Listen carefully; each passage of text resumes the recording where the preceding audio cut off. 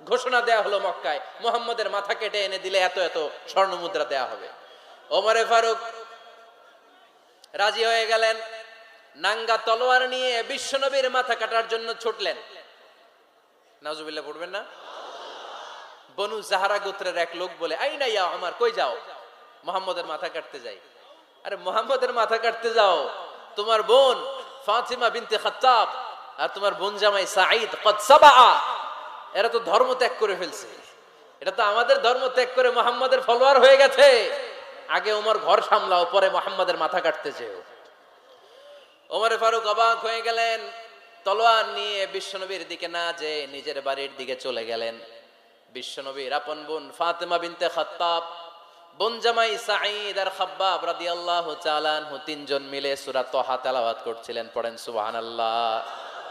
মক্কায় লুকিয়ে লুকিয়ে দাওয়াত হতো।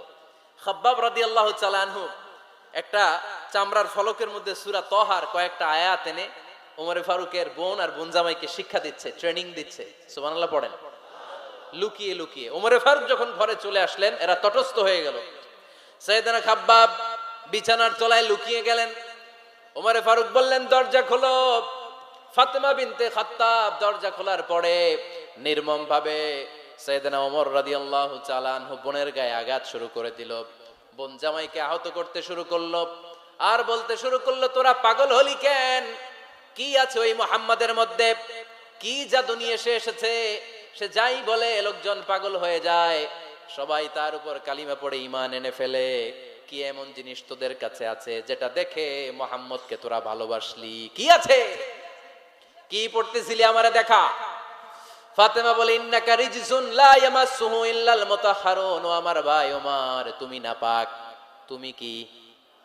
লা ইয়ামাসসুহু ইল্লাল মুতাহহারুন, পবিত্রতা অর্জন না করে এই কোরআন ধরা যায় না। সুবহানাল্লাহ পড়েন। ওমরে ফারুক গোসল করে আসলেন, কারণ ধাক্কা তো আগে কয়েকটা খাইছে। কথা বোঝেন নাই বোধহয়? প্রথমে দোয়ার ধাক্কা, পরে কোন সূরা